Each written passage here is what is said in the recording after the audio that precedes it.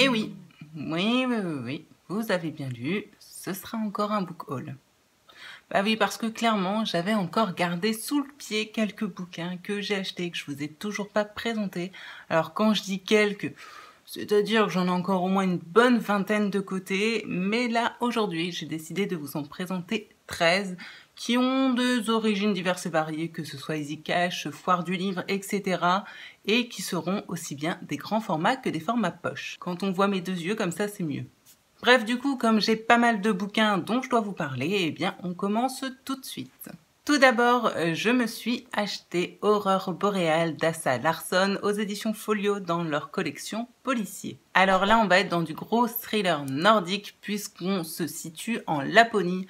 Déjà, premier bon point parce que, à ma connaissance, ou en tout cas de ce dont je me souviens, je n'ai jamais lu de bouquin qui se déroule en Laponie. Donc déjà, ça a pas mal titillé ma curiosité. Et puis la quatrième m'a vraiment beaucoup plu puisqu'on va se retrouver dans un milieu religieux plutôt sectaire, hein, puisqu'on a une communauté religieuse qui se rapproche vraiment d'une secte qui s'est implantée dans une petite ville de Laponie. Sauf que voilà, un matin, son gourou est retrouvé assassiné. Sa petite sœur va donc téléphoner à une ancienne amie qui est devenue avocate pour l'aider à faire la lumière sur ce meurtre, savoir qui a tué son frère, puisqu'apparemment, à l'heure actuelle, c'est plutôt elle, la petite sœur, qui est dans le viseur de la police. Rebecca Martinson, notre avocate, va donc devoir venir en aide à cette jeune fille afin de prouver son innocence. Sauf que voilà, elle a fui cette communauté sectaire il y a de ça pas mal d'années et qu'apparemment retourner là-bas, vous vous en doutez bien, ça va rouvrir quelques brèches et quelques blessures profondes qu'elle avait en elle. En gros, une enquête qui va pas être simple du tout dans un milieu sectaire. Bon, écoutez, moi, c'est plutôt fait pour me plaire. C'est en général un sujet que j'apprécie plutôt. Alors oui, on est d'accord, c'est bizarre de dire ça, mais voilà, d'avoir des thrillers qui prennent place dans ce genre de milieu, j'en lis pas beaucoup. Du coup, quand je tombe dessus, j'ai tendance à me laisser tenter. Et puis en plus de ça, je ne connais pas cet auteur, je ne connais pas vraiment ce pays. Bref, à mon avis, ça va être pas mal de découvertes et c'est vraiment ce qui m'a attirée avec ce petit bouquin. Alors par contre, je sais que c'est un livre d'une série et vous devez commencer à me connaître, je suis la pro pour ne pas acheter les bouquins dans l'ordre des sagas. Là encore, je vous avoue que j'ai pas regardé et je ne sais pas si c'est le premier de la saga des enquêtes de Rebecca Martinson. Donc si vous avez la réponse, écoutez, n'hésitez pas à me le dire, savoir si je me suis encore plantée. Il y a quand même de fortes chances. Bon, pour le suivant, vous allez dire que j'ai fait mon mouton, et oui, à force d'en entendre tellement parler sur Booktube, je me suis dit, allez, tente, surtout que le sujet des réécritures de contes, c'est quelque chose qui m'attire beaucoup, mais faut bien avouer que ma dernière expérience avec Sister Red de Jackson Pierce n'a franchement pas été du tout une réussite, bien au contraire. Donc voilà, j'avais envie de tester une réécriture qui apparemment pour un grand nombre est plutôt une valeur sûre, en tout cas j'en ai entendu beaucoup de bien. Donc voilà, je me suis dit, testons, on verra bien, même si j'avoue que je pars avec quand même quelques a priori. Bref, on arrête ce teasing pourri et je vais donc vous présenter ce livre. Il s'agit de Cinder de Marissa Meyer aux éditions Pocket Jeunesse. Et c'est donc, alors là pour le coup il me semble que c'est le premier tome des Chroniques lunaires. La quatrième est assez mystérieuse et c'est très bien parce que j'ai pas envie vraiment de connaître toute cette histoire. Tout ce que je sais c'est qu'on va se retrouver avec le personnage de Cinder qui est une mécanicienne mi-humaine mi-androïde. Il va y être question de la Terre et de l'espace. Voilà, je crois qu'en gros, elle va devoir sauver la Terre. En gros, c'est un peu John McClane version beaucoup plus sexy. En tout cas, moi, c'est comme ça que j'imagine. Je sais pas du tout à quoi m'attendre, mais voilà, j'ai décidé de lui laisser sa chance.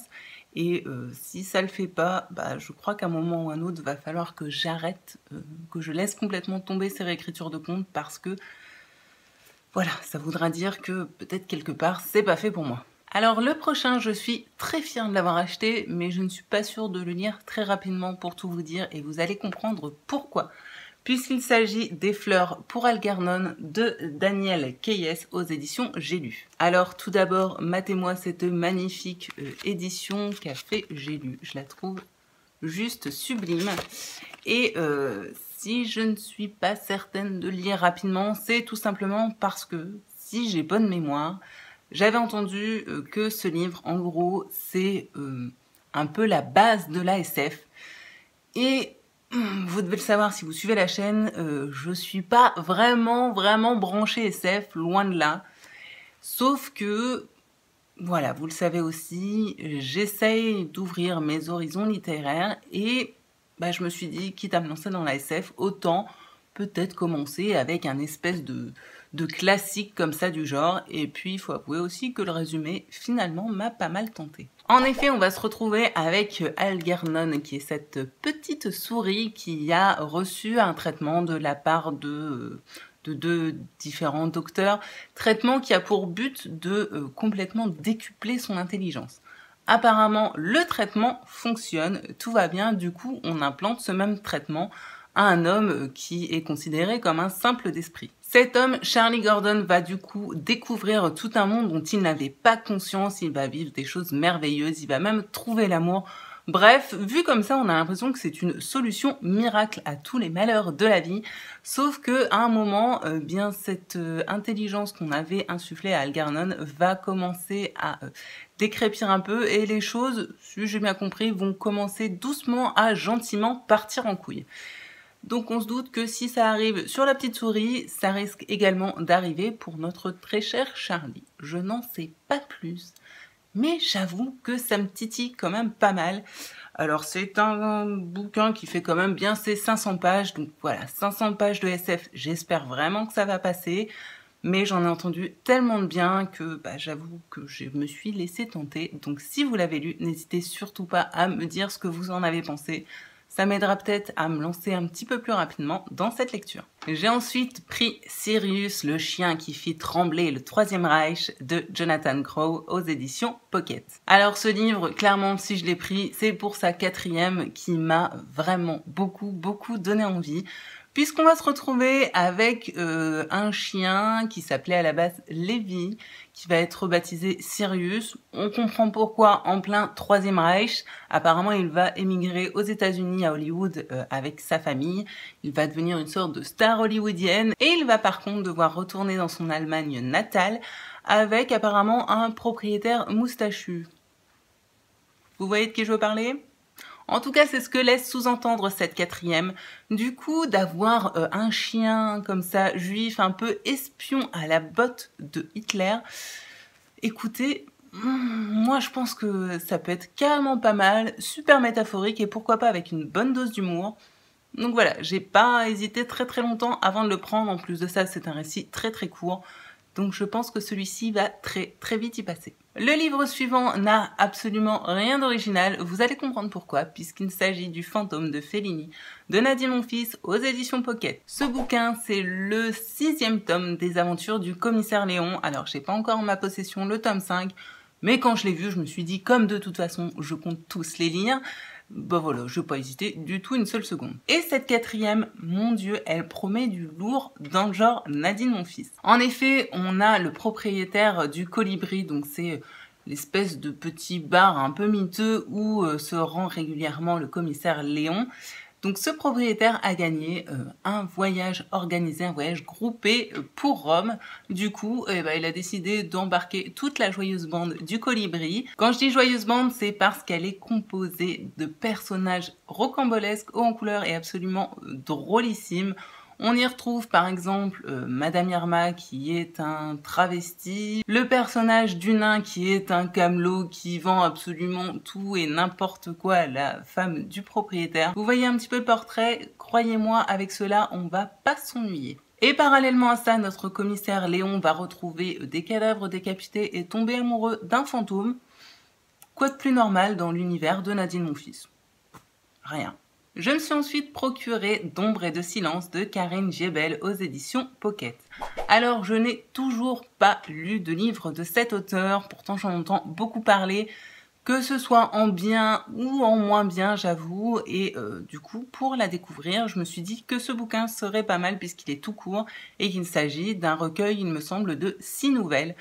Donc voilà, à mon avis, pour tester un petit peu la plume et la patte d'une auteure, commencer par des nouvelles, je trouve ça plutôt pas mal. Je pourrais pas vous en dire plus parce que j'ai pas de résumé sur ces nouvelles et que je ne veux pas en savoir plus parce que, étant donné que c'est des nouvelles, c'est quand même très court. Mais du coup, je pense me le faire assez prochainement, histoire de me faire mon propre avis sur cet auteur. Et enfin, pour terminer avec les poches, je me suis procuré La Chambre des Morts de Franck Tillier aux éditions Pocket. Alors de Franck Tillier, je n'avais lu que Vertige, mais ça avait été vraiment une super lecture, j'avais vraiment accroché à son style, à sa plume, et du coup, même si j'en ai pas relu d'autres depuis, parce que de toute façon, j'en ai qu'un autre, je crois, en ma possession qui est Puzzle, j'avais très envie de le découvrir encore dans d'autres ouvrages. Du coup, quand j'ai vu celui-ci à Easy Cash, j'ai pas vraiment hésité. Et en plus de ça, l'histoire, le pitch donne vraiment envie, en tout cas, c'est mon humble avis, puisqu'on va se retrouver avec deux amis qui sont un soir sur une route déserte près d'un champ d'éoliennes. Tout va bien, sauf que voilà, un moment, bim, accident, gros choc, ils sortent de la voiture, ils trouvent un corps et surtout à côté de ce corps, un sac de sport avec dedans quelque chose comme 2 millions d'euros. Du coup, la question se pose, qu'est-ce qu'ils vont faire et qu'est-ce que vous auriez fait avec ce cadavre, mais surtout ce beau petit pactole. Une histoire qui m'intrigue vraiment beaucoup, il est pas super long, donc à mon avis, je vais me le faire assez vite. Là encore, si vous êtes un auteur régulier de Franck Tillier, n'hésitez surtout pas à me dire si celui-ci est bon ou pas, savoir s'il faut que je lise celui-là en premier ou Puzzle avant. Voilà, je sais pas trop, n'hésitez pas à me donner votre avis. Ensuite, passons au grand format avec Et j'ai dansé pieds nus dans ma tête d'Olivia Zetlin aux éditions Solar. Alors j'avoue que j'avais jamais entendu parler de ce bouquin. Tout d'abord, faut être honnête, ce qui m'a attiré, c'est sa couverture que je trouve toute choupie avec ces petits papillons qui brillent. Et puis aussi le fait que clairement il était pas très cher chez Easy Cash, qu'il est pas très long. Je me suis dit, bah allez, pourquoi pas. Au niveau de l'histoire, on va se retrouver avec une trentenaire qui bosse dans le marketing, qui fait un burn-out, qui décide de tout claquer du jour au lendemain, d'envoyer chier son taf et de se recentrer vraiment sur ce qui la passionne. Et ce qui la passionne, c'est la danse. Du coup, elle va se lancer là-dedans. Alors les débuts vont être plutôt compliqués, ça va pas vraiment se passer de façon idyllique, jusqu'au jour où une de ses amies va lui dire arrête de calculer les choses et laisse-toi porter par ton subconscient et surtout ton instinct. J'avoue que ce thème sous-jacent, ou peut-être justement le thème central de ce bouquin de faire confiance à son instinct, c'est quelque chose qui est plutôt pour me plaire. Donc voilà, ça m'a titillé. Après, ce que j'ai peur, c'est que le livre est assez court, donc j'ai peur que ce soit un peu succinct. Mais écoutez, je ne connais pas l'auteur, j'ai jamais entendu parler de ce bouquin, donc qui vivra verra. Je vais le lire, me faire mon propre avis et bien sûr vous en reparler. Le suivant, je l'avais dans ma wishlist depuis un moment et je n'arrivais pas à le trouver en occasion. Du coup, quand je l'ai vu chez Easy Cash, j'ai pas hésité une seconde, même si la tranche est un petit peu cassée.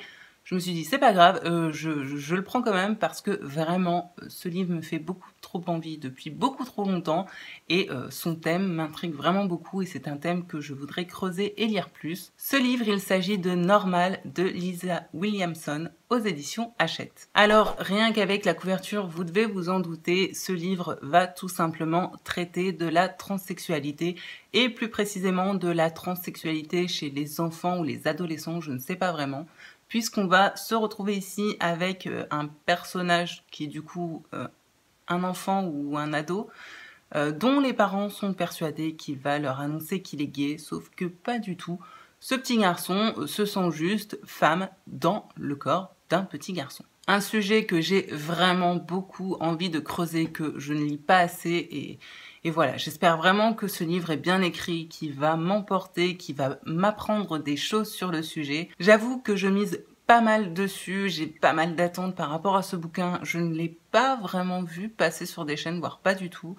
Donc j'en ai pas vraiment eu de retour, mais voilà, il me donnait beaucoup trop envie depuis tellement longtemps que je ne pouvais pas du tout passer à côté. Le suivant, c'est La faute à Séverine. Bah oui, il s'agit de La mort selon Turner de Tim Willock aux éditions Sonatine. Bon alors déjà en général, les bouquins chez Sonatine, ils sont quand même plutôt pas trop mauvais, donc déjà là je prenais pas trop de risques. Et puis en plus de ça, la quatrième me donnait quand même pas mal envie et je crois que Séverine avait dit qu'il était franchement top.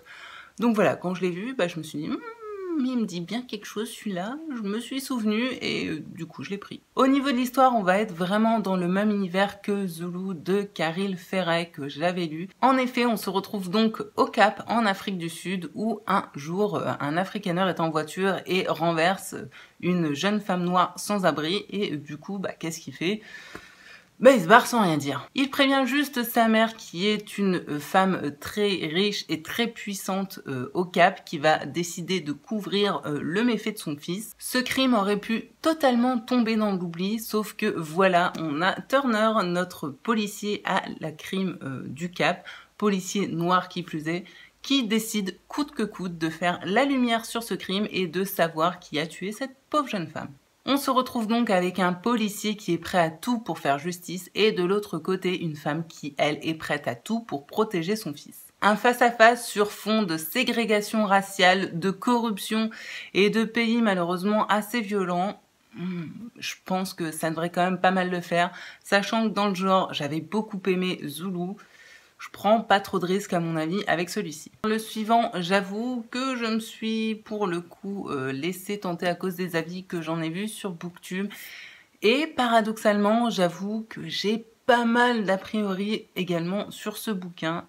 Je vous explique. Il s'agit donc des 1000 visages de notre histoire de Jennifer Niven aux éditions Gallimard Jeunesse. Alors, j'ai beaucoup d'a priori. Pourquoi? Parce que le synopsis à l'arrière fait quand même pas mal penser à Eleanor N. Park de Rainbow Rowell, qui n'avait pas franchement été une réussite avec moi, hein, même pas du tout. Du coup, quand j'ai lu cette quatrième, je me suis dit « ouch ».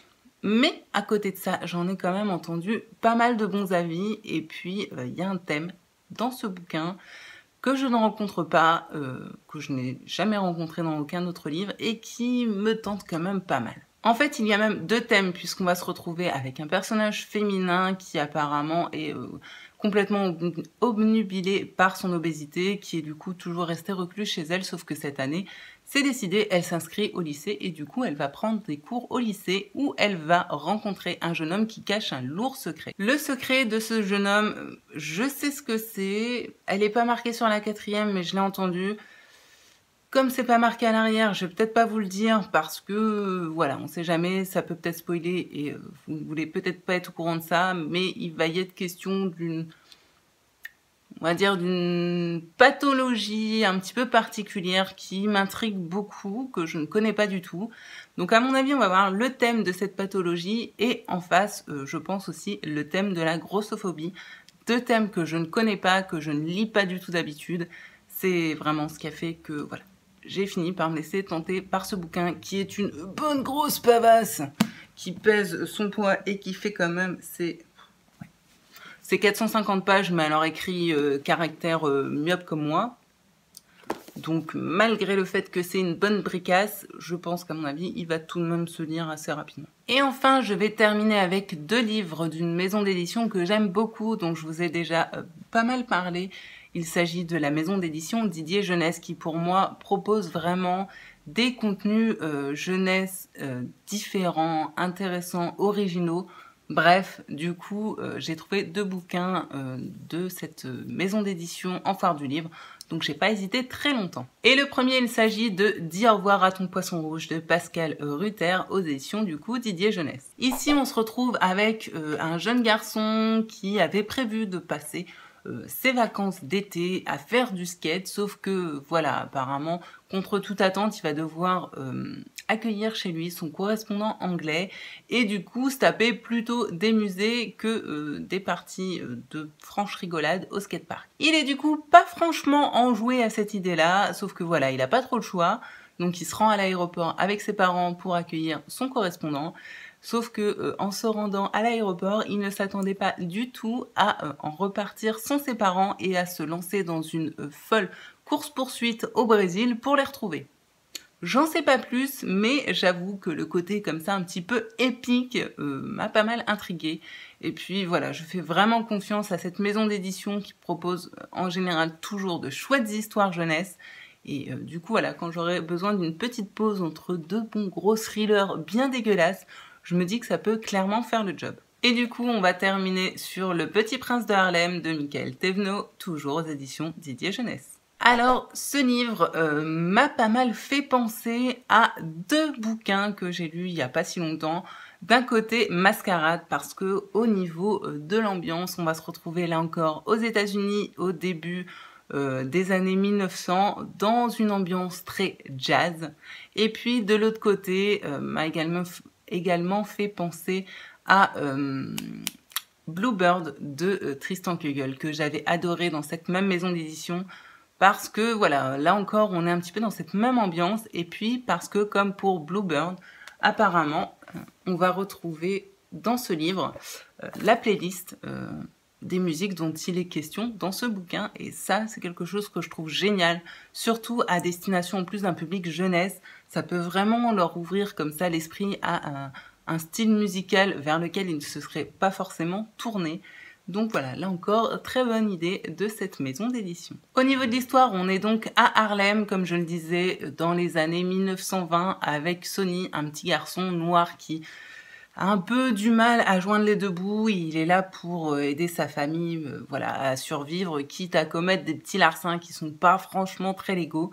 Et le véritable souffle dans sa vie, c'est lorsque le soir, il se rend sur les toits des immeubles de Harlem pour souffler dans son saxophone et jouer quelques airs de jazz.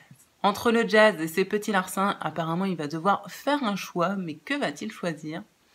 Je ne sais pas, mais entre l'ambiance de ce bouquin, plus le thème qu'il aborde, écoutez, je pense que là encore, ça va être une franche réussite. En tout cas, j'avoue, j'en attends pas mal. J'espère juste que la plume de l'auteur va être à la hauteur, mais voilà. Ce livre me faisait beaucoup trop envie. Et puis en plus, il est tout kiki, alors à mon avis, il va très vite y passer. Voilà, j'espère donc que ce book haul vous aura plu, que vous aurez peut-être fait des chouettes découvertes et que peut-être certains de ces bouquins vous auront donné envie. En tout cas, si vous en avez lu certains, n'hésitez pas surtout à venir en parler avec moi. Parce que d'ici là que cette vidéo soit publiée, j'en aurais peut-être déjà lu certains. Et puis, même si je ne les ai pas lus, c'est toujours cool d'avoir votre avis. Alors, comme d'habitude, n'hésitez pas, les commentaires sont ouverts juste en dessous. Par contre, sachez-le, à mon avis, lorsque cette vidéo sera publiée, je serai très probablement en voyage pour une dizaine de jours. Donc, si je ne réponds pas tout de suite à vos commentaires dans cette vidéo et pour la prochaine vidéo également, c'est tout simplement que je ne serai dans l'incapacité de le faire. Oui, parce que nous partons pour le Pérou et à mon avis, tout en haut du Machu Picchu, je suis pas certaine que la Wi-Fi passe super bien. Enfin, je dis ça, mais je peux me tromper. Maintenant, avec la technologie, on ne sait jamais. Bref, vous l'aurez compris, c'est toujours un bonheur pour moi de papoter avec vous, alors n'hésitez pas, lâchez-vous. Et je voudrais aussi en profiter pour remercier toutes les personnes qui se sont abonnées dernièrement à la chaîne. La chaîne a fait un petit bond comme ça au niveau des abonnés, j'ai pas trop compris, mais c'est super chouette, vous êtes de plus en plus, certaines personnes viennent commenter régulièrement et voilà, on crée comme ça des petits liens et je trouve ça absolument génial. Donc vous le savez, si vous voulez soutenir la chaîne, n'hésitez pas à mettre des petits pouces levés si vous avez aimé la vidéo et également à vous abonner si ce n'est pas déjà fait. Moi de mon côté, vous l'aurez compris, vu que ma palle s'est encore un peu plus étoffée, il serait temps que j'aille lire un petit peu, donc voilà.